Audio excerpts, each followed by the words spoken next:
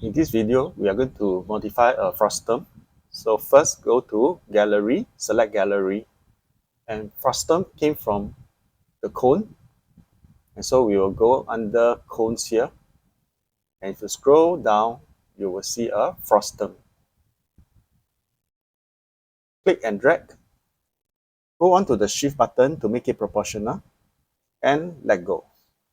Now, if we select this Frustum here, and we do a flip, okay, the problem now is with the dotted lines.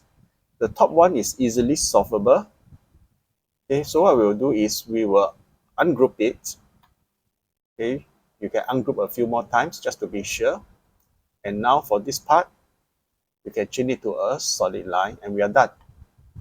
All right, but it doesn't look too accurate, so we will zoom in, use the no aware function, and now let us use this part here and pull it so that it fit nicely. Okay, so we may not be very happy with the lines at the side as well. Again, make sure you are using the no aware tool.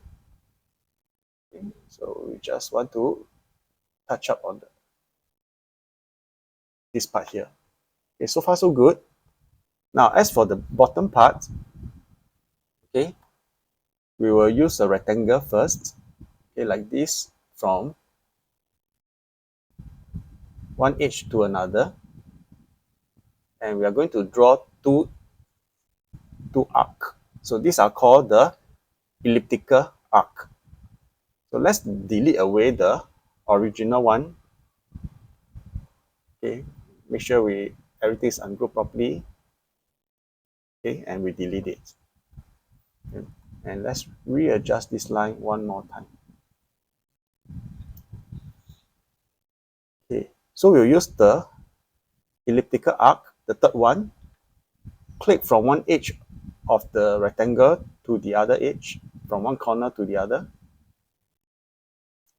Okay, once you've done that and you let go of your left click, you can now click on one end, click once, go to the other end, click again.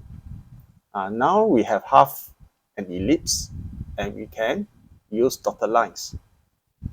We will do the elliptical arc one last time, same thing. Make sure it's from corner to corner of the rectangle. Okay, then we will click once, trace it to the other side, and click again. So we will delete away the rectangle since we don't need it, and we have a almost perfect looking frustum.